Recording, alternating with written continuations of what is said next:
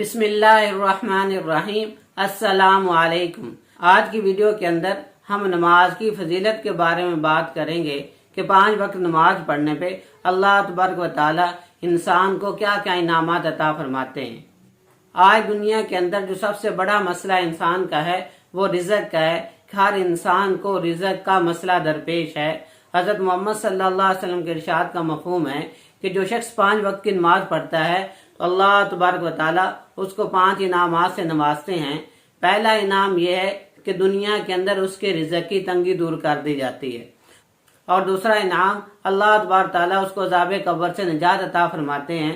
हज़रत मोहम्मद सल्लल्लाहु अलैहि वसल्लम का हदीस पाक का मफ़हूम है कि कब्र या तो जन्नत के बागों में से एक बाग है या जहन्नम के गढ़ों में से एक गढ़ा। और तीसरा इनाम उसको नामा माल दाएं हाथ में देते हैं। जिसको नामा माल दाएं हाथ में मिल गया उसको जन्नत का सर्टिफिकेट मिल गया, और जिसको बाएं हाथ में मिला वो जहन्नम के अंदर जाएगा। और चौथा इनाम अल्लाह तबारक व तआला इंसान को बिजली की रफ्तार से पुल सिरात से गुजार देते हैं। और 5वां इनाम अल्लाह तबारक व तआला इंसान को बगैर हिसाब किताब जन्नत के अंदर दाखिल कर देते हैं।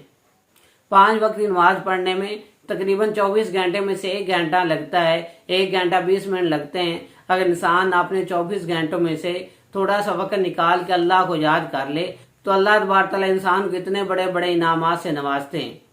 अल्लाह तबारक तआला हम 5 वक्त नमाज पढ़ने की तौफीक अता फरमाए। आमीन।